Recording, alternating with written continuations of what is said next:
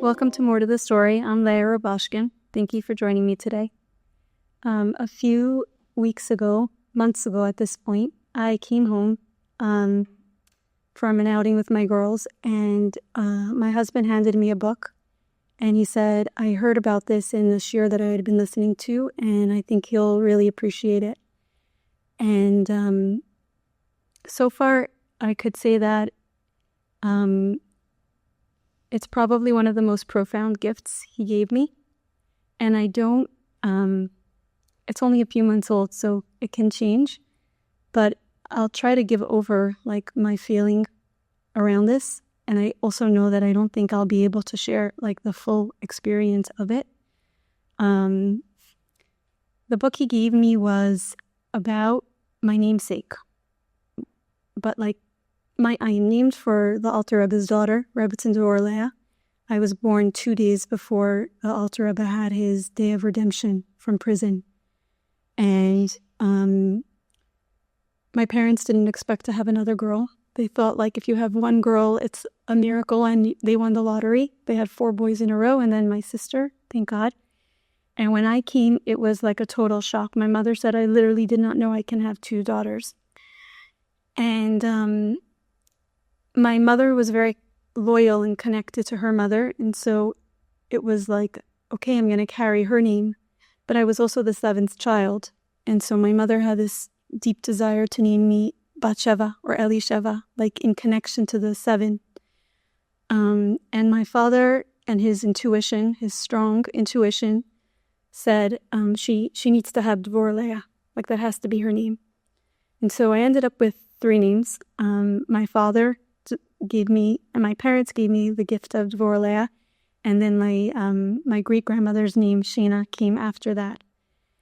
And it's a very intense name. It's a very heavy name. It's a very big name. Mostly, as I understand it, and as I lived my journey in my life, Rebbetzin Devora Leah saw and perceived inside and outside that her father was a leader during extreme opposition to Kabbalah and to Hasidus. He arrived on the scene, 150 years into all of the Baal Shem Tov movement. There were many Baal Shem and Baal Shems, and they were all pushing that the secrets of Torah and the mysticism of Torah should become available to everybody, to regular people, and that the Jewish people were literally dehydrated and at the risk of total extermination. At that point, it was the Kazakhs and just persecution and years of exile.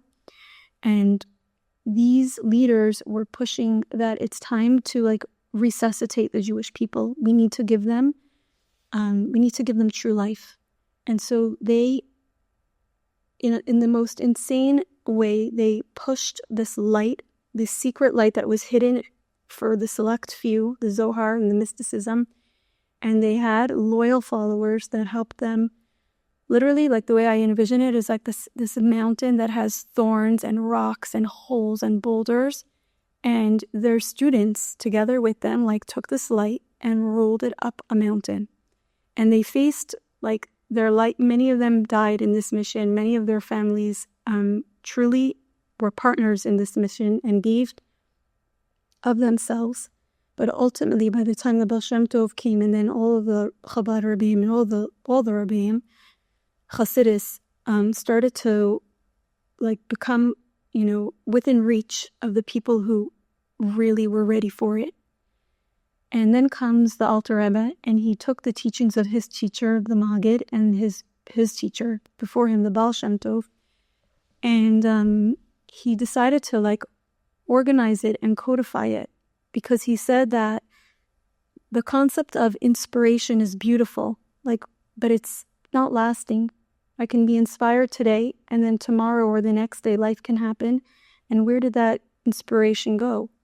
And so because it's not, it's so elusive, it's so hard to hold on to, because that is life. He decided to chart a path and a process and a protocol for how to hold on to the inspiration and how to integrate it and bring it inward. and so much more beyond my understanding. But like, this is one aspect. And he went on this mission, and he wrote the Tanya, which was like answering people's questions and teaching them how to do this work.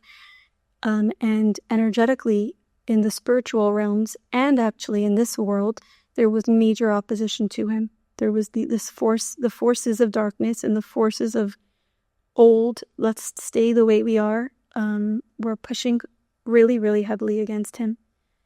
And so his daughter saw what was happening, and she made a decision where on Rosh Hashanah, I believe she went in front of the Aron Kodesh, she opened it up, I believe she called some men into the room, and she made a declaration that she would give her light and her life and her soul in exchange for her father's, because she saw that they were coming after her father. And she saw that if her father was taken before he firmly planted what his soul knew the Jewish people needed, then he didn't make enough inroads yet to leave this world. And she, as a woman with like deep divine connection to the realms, she saw that her light was powerful enough that she can offer an exchange. And so she says, I hereby give my life. And she passed away, I think, within a few days or weeks of making this statement. Like, her words were real. They were taken, like, God doesn't always listen to people's words. Her words were like a tzaddik, like Yaakov Avinu, when he said that whoever's sitting on the idols is going to pass away, and therefore Rachel Imenu passed away, and they're like a tzaddik's words count. And so here, Rebbetzin Devora Leah's words, they're sealed. She says them, and her only request that she leaves is that the Alter Rebbe should raise her son. Her son is Menachem Mendel, and he becomes the third Chabad Rebbe, the Tzemach Tzedek, whose mimer that I shared in the last podcast episodes, they saved my life. They saved my soul. They brought me back to life. So I feel this deep connection with where I come from, and I've journeyed with it. I've sat with it. But in my childhood, I very much connected to Devora Leah, but with a lot of confusion, with a lot of, am I supposed to murder myself? My family has, thank God my grandfather built an incredible company to provide kosher meat at affordable prices. And there was a raid, like the government came and they wanted to close it down and they were fighting against it. I was like a 14, 15-year-old girl, and I'm watching like my grandfather, my royal giant of a grandfather, an immigrant from Russia who comes and builds this huge company and set his family up to work there and provide. And I'm seeing this energy come and push so heavily. And I'm thinking, like, am I supposed to be true to my namesake here? Like, do I martyr myself? I was so confused about what does it mean to carry this name. And so then I come home, right, a few months ago, and Avi hands me this book. And I open the book and I read this book. And this book is telling me that Rebbetzin Devora Leah is not the first Devora Leah. Devora Leah is actually named after her aunt, the Alter Rebbe's aunt. And when she passed away, he named his daughter after her out of this connection that he had with her. And it shared her story. I'll briefly give over that book. It's a short book. It's a very thin book, but it left it came into my life at exactly when it needed to, and I'm still like drinking the messages. And even more than that, I can tap into or attempt to tap into her portal to receive more clarity and guidance of the soul that I carry, the soul that I'm connected to. I didn't even know she existed. I didn't even know I can go pray to her and ask her, like, help me with this soul, help me with this mission. You started something and I'm here 300 years later, 200 years later. And where are we going with this, right? And so, in short, she's a young girl and she's very thirsty for Torah. But girls are not taught Torah. And her home happens to be situated 2 doors down from the local community cheder.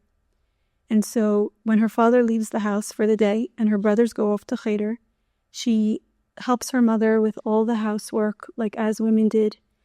And when things were like settled and organized, she would like sit down by the window or by the front stoop of her house, and she would like drink up the teachings. She learned how to read. She just learned the chumash. She learned, maybe she knew how to read before that, but like she would just sit there and take in. And eventually she sees that her mother, the minute her father walks out the door, her mother sits down with the Gemara and starts reading and learning deeply like a man does, in the same tone and the same sing-song voice. And she's holding this and she's like, what is going on here? Like, why won't my mother teach me? And we're talking about someone whose soul like lived off of spirituality and it was being denied to her. So for me, the way I could understand it is like if food was being denied to me, because that's how pure and whole and in touch with her soul she was. And she's like literally looking at her mother like, you're starving me. You're eating and I'm starving and it's happening right in front of your face. Like, what's happening here? But she has a certain personality of like being extremely well-liked. She helped all the women in their homes with their children, and she was just very positive and loving and very good energy. And it was like kind of out of her nature to be confrontational. And so she never like turned to her mother, and I have a confrontational nature or a survival nature, but she didn't. And eventually one day she was like walking in and out of the room, like tidying up, and she runs out of the room sobbing, like she broke. And her mother ran after her and like said, what's the matter? Tell me what's wrong. And she breaks and she tells her mother, Mommy, why won't you teach me? Why don't you share this with me? You know it. Like, why are you holding this back from me? And her mother sees that this is real. And so she comes clean with her. And she says to her, I grew up in a very special home. And in midst of all of the opposition against the teachings of Kabbalah, my father knew that this is where the Jewish people have to go. And so he brought our family to become connected to the Baal Shem. I think it was Eliyahu Baal Shem at the time. And the Baal Shem guided them, and he said, teach this girl Torah. Her mother's name was Rachel. Teach her everything. And he listened, and he himself learned with her, and eventually he hired tutors with her to teach her until she was fully versed in this Torah. But it was so unheard of that the family knew, like, we keep this under wraps. To the point that she got engaged and she was terrified, will my husband find out about this? And she kept it from him. And like as though it was this shameful secret. They were living in a reality where if you knew Torah as a woman, it was dirty. It was like shameful. It's like hard to conceive of like where we come from. Like we're so far from there. And one day they're walking home from a shul on Shabbos, and a person comes running to them and says the Erev is down, and everyone freezes, whoever's walking, because they're carrying books and the women are wearing gloves and the men are carrying Sfarim. And Devora Leah, Rachel's father, turns to her and says, no problem, Rachel will tell you what to do. She's learned this. And she, like, the color drains from her face. She's with her newly married husband, who she didn't want to know. And her father's putting her on the spot. And I almost think, like, it slipped out of him, because, like, everyone gets uncomfortable. But eventually, like, they're silent and they're not. And so she tells them what to do. She tells them that the men can pass the books to each other. And the women can keep the gloves on because they're walking as a group. And so they can remind each other if they see. And they get home and the men run for the books to check if she was right. They didn't know it off by heart. Her father had made a joke and said, the men are so busy learning like the deep esoteric comments that they don't have time and they forget to learn what's practical. But Rachel learned what's practical, so she can guide us here. And the men didn't know it. It wasn't like second nature offhand for them. So she tells them, they come check and they see that she's right. and her husband becomes like very uncomfortable, very. At like, who did I marry? This is not the marriage I set out for. What type of woman are you? I didn't know you kept this from me. Like, and her father gently makes a comment and says something to her husband. And like within a minute, he shifts out of that perspective. He sees the truth of what's happening. Like he went out of his like almost ego reaction, if it's fair to say. And he honors, like, I married a special woman. And she goes on to learn, but they make a decision that, like, it's for her. Like, she's not going to pass it on to her kids. But now they have this daughter, Devora Leah, and she really, really wants to learn, and she needs to. And so, Rachel, at that point, the mother makes the decision that she's going to learn with her daughter.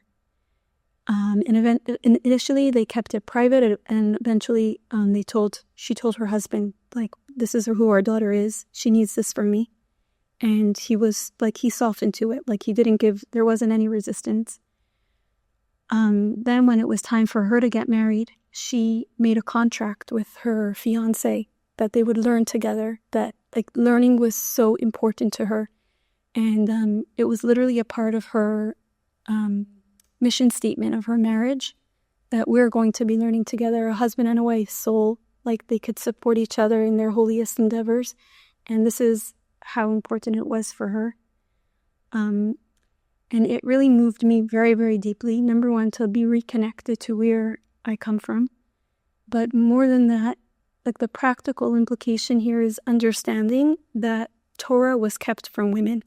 That's what I walked away from this short 6-chapter book. With the clarity and the understanding, like I grew up the year of Gimel Tammuz, the year that the Rebbe's passed away. And so everything that I know is, I learned, it's secondhand. It's not my first experience. And everything that I know and I see is like the Rebbe took women and he pushed them onto this magnificent platform, and he reminded them of their truth, and he told them about all of their powers, and he told them about all of the responsibilities that are connected to these powers. And yet, I never knew where we come from. Like the history that we're still carrying to some extent, like the context of where we're coming from, is that Torah was kept from women. It was withheld from women, and it's actually a new phenomenon that a woman gets to learn Torah, a Jewish woman gets to learn. It's a few generations old, if that. And that's like in the Chabad circle or in like the broader circle. I know that from doing the podcasts with Eli on his podcast, that I've spoken to women and they come from Beis Yaakov schools or different, and they're not allowed to learn. And like these are young girls that are calling and talking about the impact of growing up with mothers who were so empty and how damaging it was for them. And so really what's talking to me is like I have this vision or like this thought process that's happening. What will happen to the next generation of children and homes and families if women got to be connected to their central power source? Like right now, women were tasked with raising the next generation of Jewish children. Like we're literally, God only trusted us, and they are the guarantors of his world, of his Torah. And he said that the women are going to be the predominant influencer, and they are the ones that are responsible to have these children and to raise them and to keep them in the fold. But they've been doing that like literally without their battery pack, many of them. It's like without their fuel, without their juice, without their knowing, without their clarity, without anything. It's like, here, go do your work, but without any of the resources that you'll need. And some resources came, right? They came naturally. They came from ritual. They came from being in an environment that had high values. But like the idea of it being taught as information to guide you, as a protocol that you can count on, as information to fuel your soul so that you are inspired, so you have what to give over to your child. This is new. We're living with it in the last few 2 generations or so, 3. And I'm very much connecting to and like envisioning what would it look like if Jewish women got to learn so that they have what they need for their work, on their job. So the Torah that's speaking to me today that I want to share is this concept of, in the Alter Rebbe's main teaching, he teaches that we have 2 souls. We have an animal soul and we have a godly soul. That's like the Nefesh Bahamis and the Nefesh Elokis. But then on top of that, there's like these forces that work for the souls. And it's like the Yetzer Tov, the godly, the good, and then the Yetzer Hara. And growing up, I heard language, like the way it's taught is like there's this evil force and it pushes back, it causes resistance. Like in the face of you having positive intention and wanting to do well, having a thought of like being extremely generous or loving, all of a sudden the Yetzer Hara will come and plant in your way like temptation, seduction, distraction. Like it's this force that comes at you. And that's how it was taught, because that's what was understood then. And it's very like, literally it's very off-putting to know that there's like this entity inside of me that at any moment could just like spring up and push me against my will and like distract me and play with my thoughts. It's like physically it feels unsafe.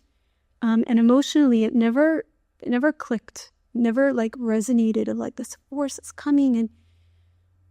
And then one day my husband, like 2 years ago, he had listened to Y.Y. Jacobson, a shir that he had given.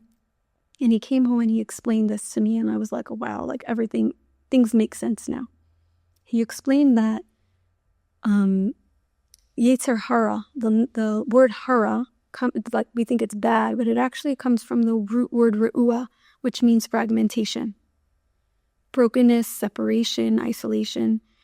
And to understand this, we have a soul, we have a fragmented soul, and we have a godly soul. We have 2 operating systems that we can be living from at any given moment. We have a soul that, if we were wearing its glasses, if it were in the driver's seat, we would see that cup is half empty. We would see the negativity in everything. We would have a scarcity mindset. We would feel alone and broken and pity and shame constantly, because we're literally living from the operating system of this Yetzer Hara, this fragmentation. Versus if we were to take off these glasses and put on her godly soul's glasses, what would we see? We would see unity in everything, oneness in everything, trust, surrender, coherence, connection, opportunity. It's this godly way of viewing the world. And the fragmentation, the Yetzer Hara works together with our animal, it's called the Nefesh Bahamis, like the animal soul, right? And whereas the other lens is working for the godly soul, right? And this whole concept of, number one, like just understanding that, I was like, oh my God, that's what's happening to me. Like I go from one day to this 1 hour from putting on one pair of glasses to the next putting on the other pair of glasses. And like it was helpful to finally understand like what was happening for me in a given day of like, I'm vacillating between these 2 souls. It's normal. This is the journey. This is how it's supposed to be. And hopefully with time, I'm going to learn how to keep these godly lenses on more often than not. But the way that this is really, really meaningful to me, besides for the help that it's, in just having a peaceful, productive day. In the last episode that I did, I shared a little bit about marriage. I spoke about how Shabbos, like learning the insight that the sages had around how to honor Shabbos, really helped me connect to my feminine energy and to own my feminine energy more. And all of that, I was saying how like I have this deep quest to understand marriage. It feels like a deep core mission in my soul that my experiences are going to help me understand, live, and God willing, like be in a sacred marriage. So coming back to like these lenses, like how does that connect to marriage, right? Like why is this all connected for me? When you have a person who shows up to marriage and they're wearing their fragmented lenses because they're operating out of their animal soul. Their animal soul is their survival soul. It's the force that God put in every single person to stay alive at all costs. It drives our need to eat. It drives our need to go to the bathroom. It drives our need to have a sweater when we're cold. It drives our need to seek connection when we're lonely. It's the instincts that come out of our need to survive. And that's above all. We're so deeply hardwired with this truth. And so therefore, this Yetzer Hara is very, very powerful because it has a very important job, which is to keep you alive, to keep you throughout any adversity that comes your way, whether it's poverty, whether it's loneliness. It needs to be able to come up with a plan to keep you going. And so as opposed to seeing this as like a bad soul or a force that's going to come and block me and tempt me and distract me, there's a whole new understanding of this animal. And actually, like all of the healing that I'm doing now and all of the understanding that's coming to me from Tanya now is that we need to be friends with this animal soul. We need to have so much gratitude for this animal soul. It is beyond wise. It's beyond clever. It's probably, when I evaluate it, it is of the greatest powers in the world. And that's actually why this animal soul comes from Esau's energy, whereas our soul comes from Yaakov's energy. And we're told that Mashiach is going to be a time period when the two brothers make peace, when the animal soul and the godly soul can work together and realize, I have certain gifts, but you have certain gifts. And we merge them, we merge our powers. We can come into this union where we borrow from each other and we work together. So, for me, that was like a very, very big shift in my parts are not bad. My parts are like this animal and everything that it's made up of. It actually has so much wisdom to share with me.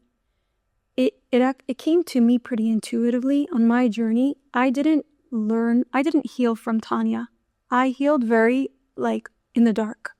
I found myself in a very rocky, very difficult situation. And I went with what came my way and what felt right. It was very intuitive. It was very instinctual. It was very feel it out. Like there was no, I didn't call up the top therapist in my field and say, what are the steps that I'm going to need to heal from this type of trauma? Or I know some people have that method in that way. And sometimes that looks like enticing to me. Like if only I had some sort of grown-up adult plan. But I keep seeing that my journey is very, God is asking me for so much trust.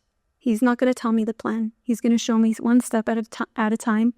And in that, it's a messier process, but it's also a deeply meaningful and rewarding. Like I'm trusting myself and I'm trusting God and I'm trusting this process and this healing. So all of this language that that I have today, it's like understanding what I did in the dark, like what I didn't even know I was doing this.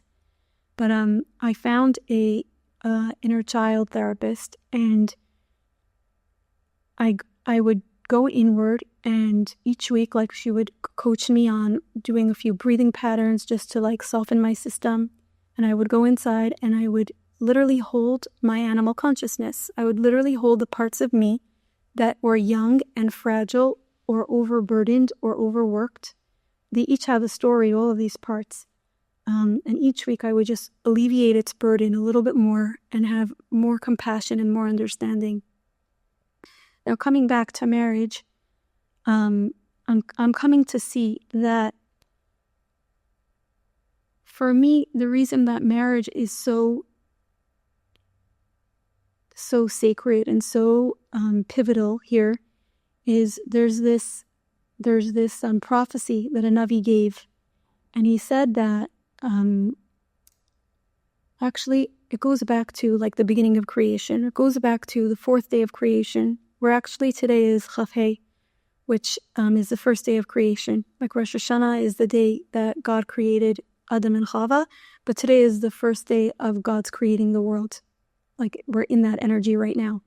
And so on the fourth day of creation, God created the luminaries, the sun and the moon and the stars. And the moon looks around and she sees like this beautiful expanse in the sky and the stars, and she sees the sun, and she sees that she and the sun are equals. And so she communicates to God. She turns to him and she says, "How will two kings wear one crown?" And God tells her, "You spoke well. You speak well. You're wise. So go and diminish yourself. Make yourself smaller. The sun is going to wear the crown and you're going to be small. And you're going to be diminished and deformed." And she turns to God and she says, "Because I'm the truth speaker, I should carry the burden and the hurt." And God tries to comfort her. I've shared this in the previous podcast, so I won't bore you with details of this. And ultimately, Hashem tells her, or we know this from prophecies, that when Mashiach will come, when we'll be living in the Messianic era, the moon will be reestablished to her full size. She'll look around at this expanse in the sky, and she'll see that the sun is in its full glory, and she'll see that she has been brought back to her full glory, and that they figured out how to wear one crown. They share this crown. And so, to me, the concept of marriage is this: we're literally trying to create this sun and this moon because we're in the Messianic era already. We're literally trying to be a full moon, a reestablished full moon, and a sun, and share the glory of this marriage, and be in this oneness, in this support of each other. And what happens when a husband and a wife become one? God literally is able to manifest his energy down here in this world in a way that is practically tangible. Like, of the most tangible ways that God could be in this world, the channel and the portal that God could reach this world and dwell in this world and settle into our lives and settle into our bodies and our bones happens within the context of a marriage. I think the line is, Ish be'isha zachu shchina shruya b'neihem. If a man and a woman are like meritorious, if they merit it, the Shechina, the divine presence, will dwell in them. And so I come back to this like understanding of what we're supposed to be able to accomplish in marriage, this oneness, and then I come to this animal consciousness and this godly consciousness, and things start like clicking for me. If I show up in my marriage and I'm in my survival self because I was triggered earlier in the day, and I woke up in a state and things came at me, and right now my animal feels that I'm not safe. I need to protect myself. I need to take care of myself.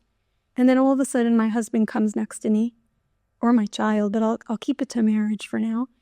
And he's open for connection, or he's just being, I don't know what state he's in, but it would literally be impossible to achieve connection and oneness if I'm in my survival self. Because the survival self is literally like an animal. It's all about itself. It's lonely. It wants to be isolated. It prefers the safety of no one can hurt me. I need to be on my own right now. Whereas the godly soul could easily merge with another person because that's its nature, oneness and reunion.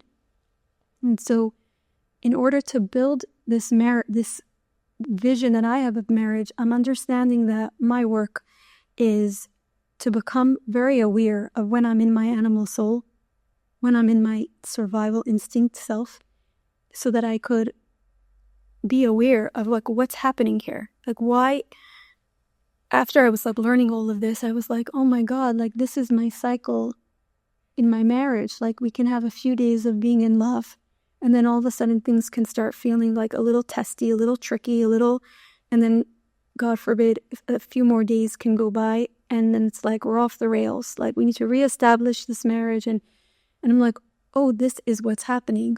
I was in my godly soul, and you were in your godly soul 5 days ago when we were in love. Like, there was literally this feeling of we're in love with each other. There's this like godly energy of we can do anything together. We can support each other through everything, because literally God's presence was in our marriage. It was holding our responsibilities. It was holding each other. And then something happened a few days later, an hour later, whatever. I reverted into like, oh, I need to protect myself. I pulled back out of my soul, my godly soul. And then if I didn't catch that and it went longer, I go further and further into my animal consciousness, which is like, I need to retreat. I need to hide. I'm not sharing anything. I'm not sharing my light. I'm not sharing my love. I'm preserving my safety, right? And it's finally like these concepts are clicking for me, and I'm understanding that this path towards this love is becoming less mysterious. It's becoming more clear that it's not random when we're in love and when we're out of love. And this is a cycle that's supposed to be happening. Like it's not wrong and it's not bad. The work is in learning to hold our animal consciousness and heal it so that we can literally harness the insane powers that it has for the good, for our soul, for our greater mission.